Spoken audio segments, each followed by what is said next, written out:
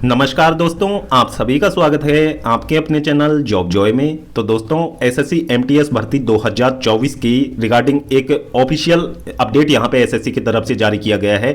और दोस्तों, वाकई में ये एक बहुत बैड न्यूज़ है सभी एसएससी एस्पिरेंट्स के लिए, क्योंकि जैसा कि आप सभी को पता है, हाल ही में जो वैकेंसीज वेस्ट हो जाती है उसमें सुधार को लेकर एसएससी को यहाँ पे मेल्स भी किए गए थे और एक ट्विटर कैंपेन भी यहाँ पे आयोजित करवाया गया था। अब दोस्तों, उसको लेकर एसएससी ने ऑफिशियली अपनी तरफ से जवाब दे दिया है, जो कि वास्तव में चौंका देने वाला है।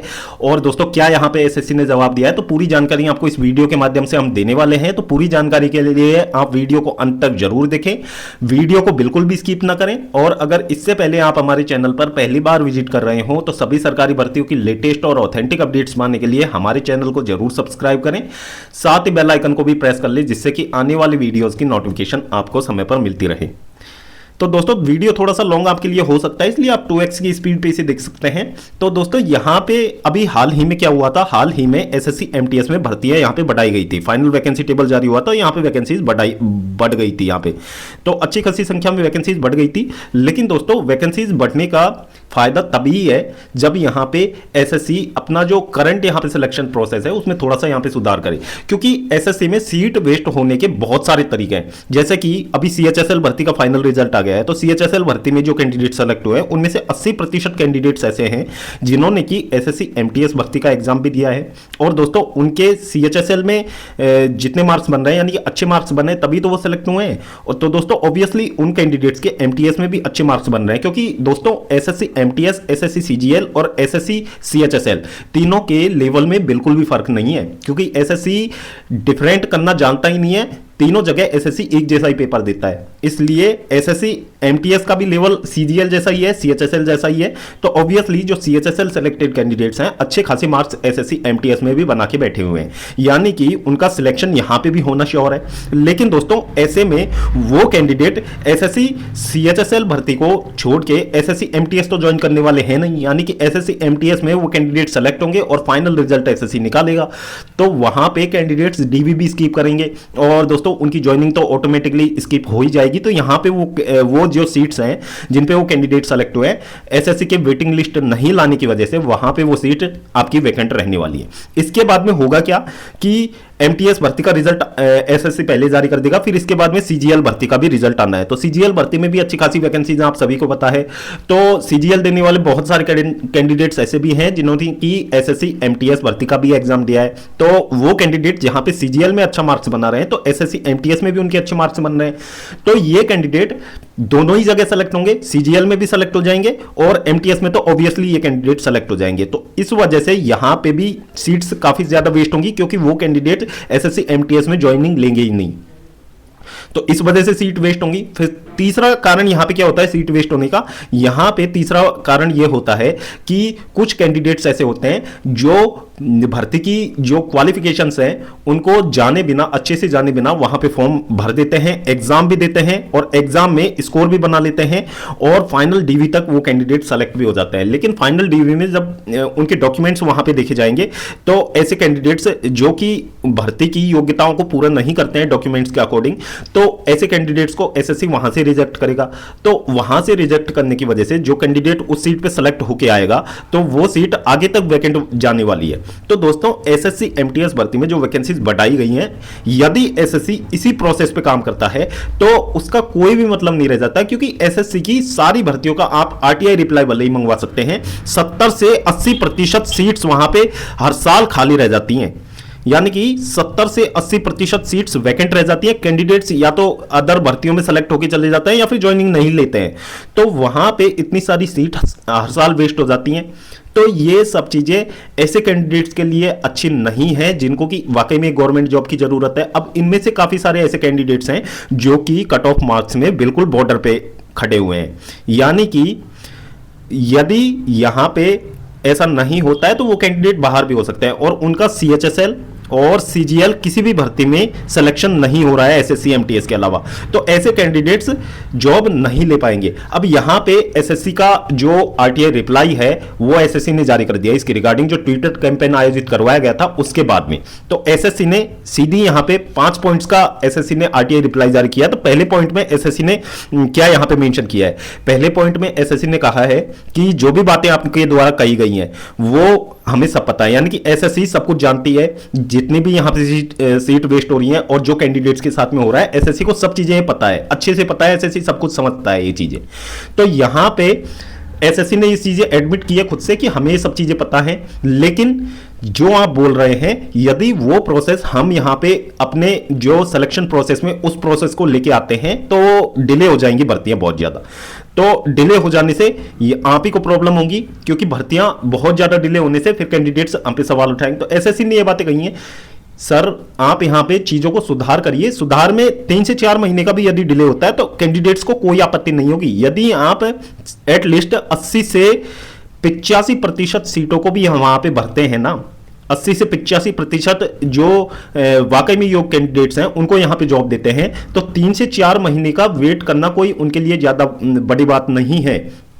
बात वेट की नहीं है, बात आपकी सिलेक्शन प्रोसेस की है। आप सिलेक्शन प्रोसेस में सुधार कीजिए, क्योंकि अच्छी चीजें होने में वाकई यहां पे टाइम लगता है। तो टाइम बेशक आप लोग ले सकते हैं, लेकिन चीजों को अच्छे ढंग से तो कीजिए। फिर एसएससी ने अपने दूसरे पॉइंट में क्या कुछ यहां पे मेंशन किया है कि जो कैंडिडेट्स ने मांग रखी थी कि आप फाइनल डीवी से पहले जो आपका जैसे वरियस पोस्ट फेज 11 12 जितने भी यहां पे वरियस पोस्ट फेज यहां पे कंडक्ट करवाए जाते हैं एसएससी के द्वारा, तो वहां पे जो एसएससी का पहले ऑनलाइन डीवी होता है, यानी कि स्क्रूटनी जो वहां पे होता है, तो उसमें पहले डॉक्यूमेंट्स कैंडिडेट्स के ऑनलाइन मंगवा लिए जाते हैं। तो उस वजह से फिर वहां पे उनकी छटनी की जाती है और जो अयोग्य कैंडिडेट्स होते हैं उनको रिजेक्ट वहां पे कर दिया जाता है। तो क्या एसएससी बाकी की जो भर्तियां हैं इनमें इस तरीके का प्रोसेस यहां पे नहीं लेके आ सकता है क्या? बिल्कुल लेके आ सकता है, जिससे कि वहां पे जो अयोग्य कैंडिडेट हैं वो फाइनल रिजल्ट से पहले ही रिजेक्ट कर दिए जाए और जो एलिजिबल कैंडिडेट्स हैं उनको ही यहां पे फाइनल डीवी में बुलाया जाए। तो ये सब चीजें एसएससी ने करने से इनकार कर दिया, क्योंकि एसएससी का कहना है जो बदले हुए पैटर्न के अनुसार जो डीवी का कार्यक्रम है वो संबंधित डिपार्टमेंट्स यहां पे करवाते हैं। तो डीवी का कार्यक्रम संबंधित डिपार्टमेंट्स करवाते हैं, तो हमारा इससे कोई लेना देना नहीं है। वो किसी भी तरीके से डीवी कंडक्ट करवाएं, हमें उससे कोई लेना देना नहीं है और ना ही हम उनके प्रोसेस में दखल दे सकते हैं। तो एसएससी ने सेकंड पॉइंट में ये सब कुछ मेंशन किया है। फिर एसएससी ने थर्ड पॉइंट में क्या चीजें मेंशन की है कि यदि जो कैंडिडेट्स के द्वारा कही गई बातों को हम यहां पे स्वीकार करें और उसी के अकॉर्डिंग वर्क करें तो भर्तियां डिले होंगी आपकी। और एसएससी ने यहां पे ये भी चीज कही है कि जो सब कुछ आप सोच रहे हैं, जो सब कुछ आप कह रहे हैं वो मिथ्या है, उनका वास्तविकता से कोई लेना देना नहीं है। यानी कि ऐसी चीजें सिर्फ आपकी सोच पे डिपेंड करती हैं, बाकी ऐसा कुछ नहीं है कि एसएससी में सीट्स वेस्ट होती हैं। तो एसएससी ने सीधा सीधा जितना भी यहां पे रिप्लाई दिया है तो उसमें एसएससी ने सीधा सीधा ये बोल दिया है कि आपके द्वारा जो बातें कही गई हैं वो किसी भी तरीके से स्वीकार करने योग्य नहीं है और एसएससी जिस तरीके से अभी तक यहां पे वर्क करता है तो वैसी ही चीजें आगे तक चलती रहेंगी। अब दोस्तों इसमें एसएससी ने ये जवाब दिया है। अब यहां पे कैंडिडेट्स को क्या करना चाहिए? अब कैंडिडेट्स अकेले तो कुछ कर नहीं सकते, क्योंकि मीडिया उनके साथ नहीं है और कैंडिडेट्स की बात कोई भी नहीं सुनता है। आप एक सामान्य से विधायक को ले लीजिए, यदि विधायक के सामने भी आम लोगों को कोई आवाज वहां पे उठानी होती है, अपनी बातें रखनी होती है, तो बिना अप्रोच के तो सीधे जो आम नागरिक है वो अपनी बातें विधायक के सामने भी नहीं रख सकते। तो यहां पे तो एसएससी इतना बड़ा संगठन है, इसके सामने स्टूडेंट्स अकेले यदि अपनी बात रखने जाएंगे तो इनकी बातें कोई नहीं सुनेगा, वहां से इनको धक्के मार के निकाल दिया जाएगा। तो इसमें सबसे अहम रोल होता है देश के मीडिया का, यानी कि मीडिया अपने स्तर पे ये बातें उठाए तो ये बातें वाकई में उजागर होती हैं और वहां पे इन चीजों में सुधार होता है। लेकिन देश का मीडिया ऐसा बिल्कुल भी नहीं करेगा। ये सब चीजें आप सभी को पता है कि देश का मीडिया किस तरीके से वर्क कर रहा है, उन्हें इन चीजों से कोई लेना देना नहीं है। फिर यहां पे अब क्या किया जा सकता है, क्योंकि जो आपका फाइनल रिजल्ट है वो आने में अब ज्यादा समय बचा नहीं है, क्योंकि फाइनल रिजल्ट आपका होली से पहले पहले आ जाएगा। ये चीजें आप मान के चलिए, यानी कि बहुत कम समय है आपके पास फाइनल रिजल्ट के लिए। तो फाइनल रिजल्ट जारी होने से पहले यदि एक आखिरी प्रयास यहां पे किया जा सकता है तो वो ये हो सकता है कि जितने भी सीनियर मोस्ट टीचर हैं जो कि एसएससी फील्ड से जुड़े हुए हैं, जैसे कि गगन प्रताप सर हो गए, फिर यहाँ पे शुभम सर यहाँ पे ऑलरेडी इस मुद्दे पे बोल रहे हैं। फिर दोस्तों अभिनय सर जो कि ऑलरेडी अभी बहुत बड़ी लड़ाई एसएससी से लड़के आए हैं और उन्होंने इस मुद्दे पे भी यहाँ पे आवाज उठाई है। फिर यहाँ पे राकेश यादव सर को भी इस मुद्दे पे बोलना चाहिए।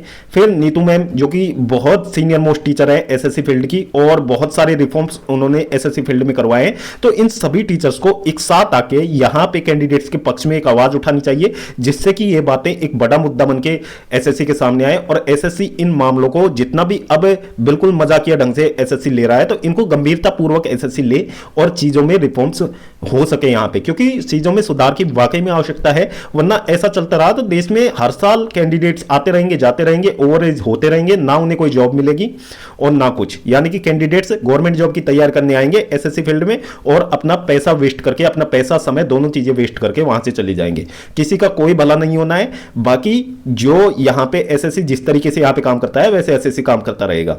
तो इसमें यही हो सकता है कि एक बड़ा आंदोलन अभी जितने भी दिन बचे हुए हैं 1 से 2 दिन, तो उनमें जल्दी से फैसला लेके ये सब चीजें यहाँ पे कंडक्ट होनी चाहिए, जिससे कि इन चीजों में सुधार हो सके।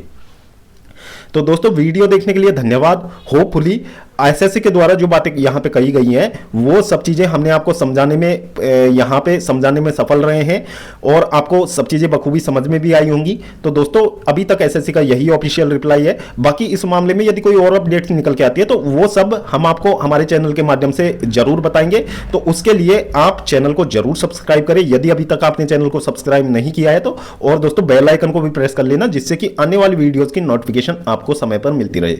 तो दोस्तों इस वीडियो में फिलहाल इतना ही। जल्द मिलते हैं एक और नई सरकारी भर्ती की लेटेस्ट और ऑथेंटिक अपडेट के साथ। तब तक के लिए स्वस्थ रहें, तंदुरुस्त रहें और अपनी फ्यूचर एग्जाम्स की प्रिपरेशंस को जारी रखें।